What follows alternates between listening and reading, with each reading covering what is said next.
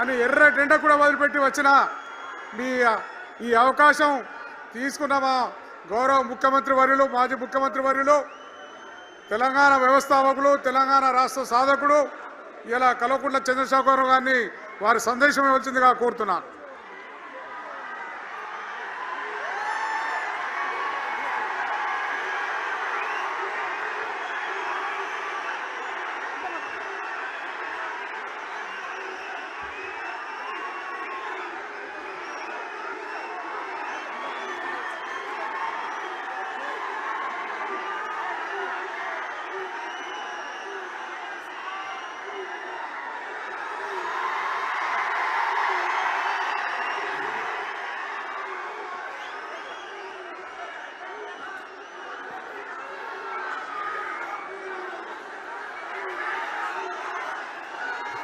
సభాధ్యక్షులు,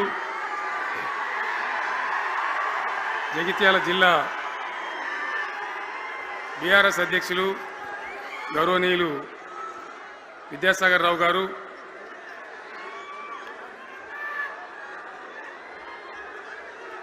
గౌరవనీయమైన తెలంగాణ శాసన మండలి ప్రతిపక్ష నాయకులు గౌరవనీయులు సిరికొండ మస్తూనాచారి గారు, శాసన మండలి సభ్యులు ఎల్ రమణ గారు, దేశపతి శ్రీనివాస్ గారు, శాసనసభ్యులు మాజీ మంత్రివర్యులు గంగుల కమలాకర్ గారు, కోరుట్ల ఎమ్మెల్యే డాక్టర్ సంజయ్ గారు, హుజురాబాద్ ఎమ్మెల్యే పాడి కౌశిక్ రెడ్డి గారు,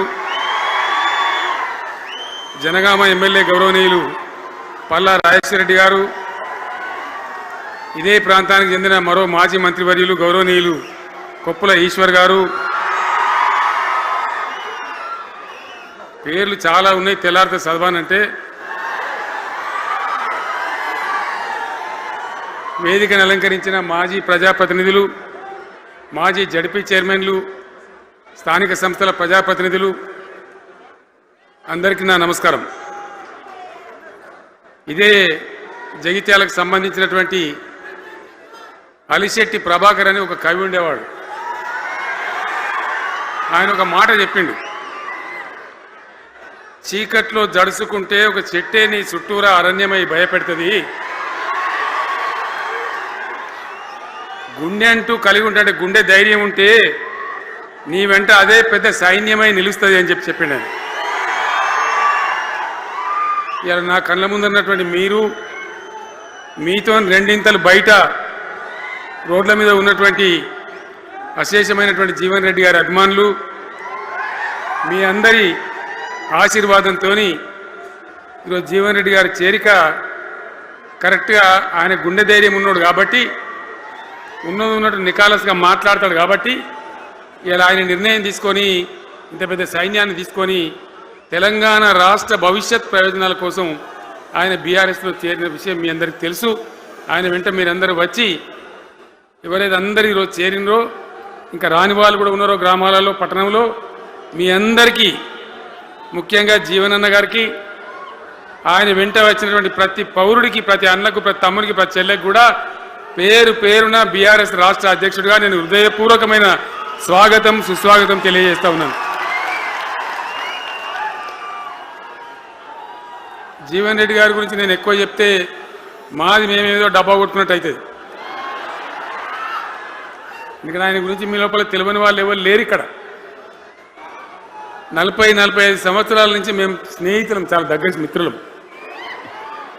వారు చెప్పిన వారి ఉపన్యాసంలో భిన్న రాజకీయ సిద్ధాంతాల వల్ల విడివిడిగా పనిచేసినాం, కానీ మా స్నేహితంలో ఎప్పుడు లోపం లేదు.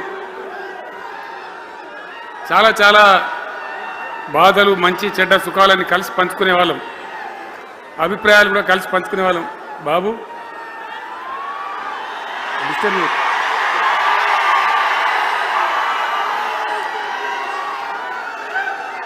మంది లొల్లి పెట్టడం కూడా కాదులా వారు.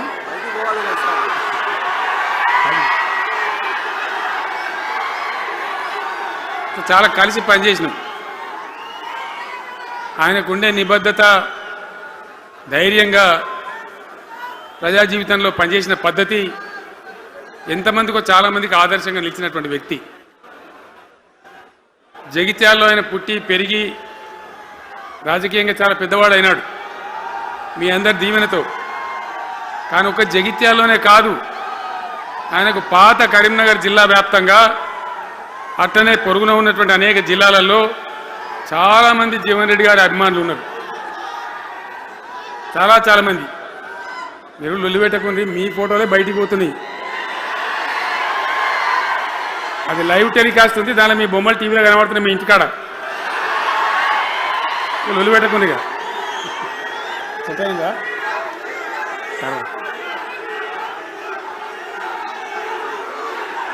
సో అట్లా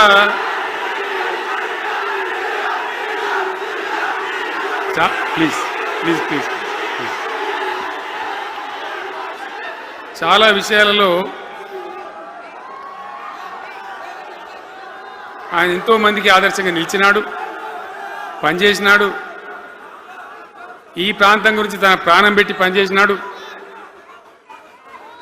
ఆయన మంత్రిగా ఉన్నా, ఇంకో హోదాలో ఉన్నా, ఎమ్మెల్యేగా ఉన్నా, ప్రతిపక్షంలో ఉన్నా తన ఏరియా అభివృద్ధిని ఏనాడు కూడా ఆయన విస్మరించలేదు. లేకపోతే అన్ని పర్యాయాలు మీరు ఎందుకు గెలిపించారు, ఎందుకంత గుండెల్లో పెట్టుకున్నారు? నేను ముఖ్యమంత్రి అయినా వారు ప్రజాప్రతినిధిగా కరీంనగర్లో జరిగినటువంటి సభకు వచ్చింది. అందరూ మాట్లాడిన చాలామంది, తాను మాట్లాడుతూ ఒకటే మాట కోరిండు. అలాగా బోర్నపల్లి అనే కాడ గోదావరి మీద ఒక బ్రిడ్జ్ అవసరం మాకు, అది కంపల్సరీ కావాలి అంటే నేను ఇక ఓదాలు బిదాలని మర్చిపోయి ఏంది జీవన్న మళ్ళీ చెప్పండి అని చెప్పిండు ఆయన. వెంటనే అక్కడి నుంచి ఆదేశాలు ఇచ్చి 70-80 కోట్ల రూపాయలు మంజూరు చేసి ఆ బ్రిడ్జి అప్పుడు కట్టించినాం. తన యొక్క నియోజకవర్గం పట్ల, తన ఏరియా పట్ల, తన పరిసర ప్రాంతాల ప్రజల పట్ల ఆయన కనపరిచిన ప్రేమ అదంతా కూడా చాలా అద్భుతం. అందుకే ఆయనకు అంత మంచి పేరు కూడా ఉంది. అది నాకంటే మీకు అందరికి బాగా తెలుసు. ఈ మధ్య వీళ్ళందరూ తయారైంది కదా, ఎవరు